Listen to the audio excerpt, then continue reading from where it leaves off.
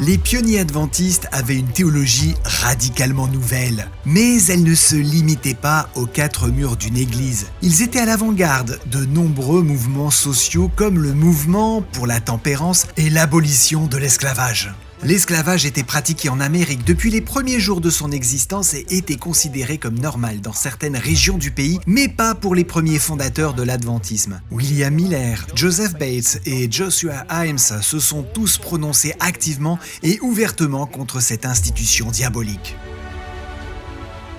Au milieu des années 1800, l'esclavage était largement pratiqué dans les États du Sud, mais pas dans le Nord, et de nombreux esclaves tentèrent et réussirent de s'échapper vers la liberté par le chemin de fer souterrain.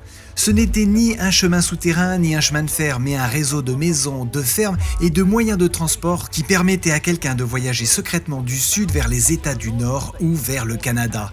Le nom le plus célèbre associé à ce mouvement de libération est peut-être Harriet Tubman, qui a aidé des milliers de personnes à s'échapper.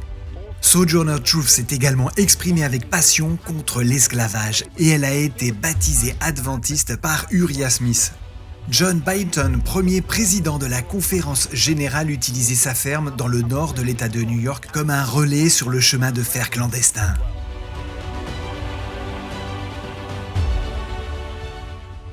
Les premiers adventistes furent encouragés à apporter leur aide, défiant la loi du pays.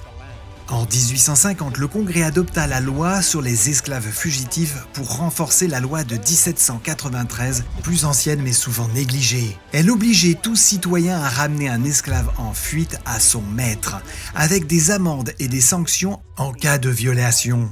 Ellen White, commentant la relation que les adventistes devraient avoir à l'égard de cette loi, a dit « La loi de notre pays qui nous impose de livrer un esclave en fuite à son maître, nous n'y obéirons pas, et nous devrons subir les conséquences de la violation de cette loi. »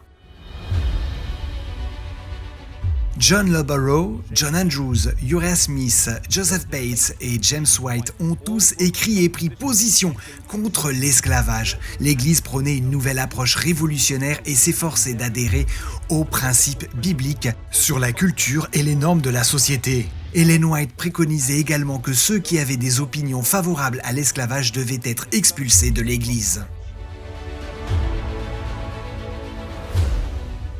Dès que l'esclavage fut aboli, l'Église adventiste s'implanta dans les États du Sud et le bateau Morning Star d'Edson White fut pionnier de l'œuvre dans de nombreuses nouvelles régions. Écoles, églises, imprimeries, sanatoriums et des entreprises alimentaires furent ouvertes.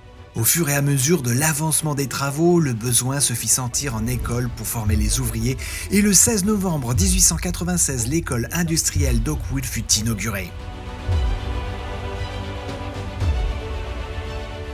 Oakwood devint par la suite une école phare de la communauté afro-américaine d'Amérique du Nord. Et depuis plus de 120 ans, il forme des milliers d'étudiants envoyant des diplômés dans le monde entier. Parmi les diplômés les plus célèbres, citons les évangélistes Edward Cleveland et Charles Brooks, qui sont deux des nombreux pasteurs prolifiques qui sont passés par ce campus.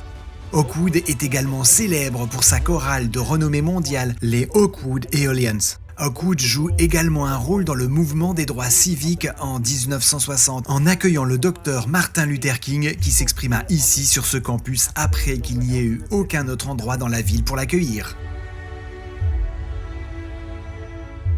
En tant qu'Église, nous avions autrefois des positions sur les questions d'égalité et de justice qui étaient en avance sur la société générale plutôt qu'en retard sur elle. D'une certaine manière, nous avons perdu cet avantage radical, trouvant du réconfort dans les normes acceptées du christianisme traditionnel plutôt que de rechercher une pratique biblique claire dans tout ce que nous faisons.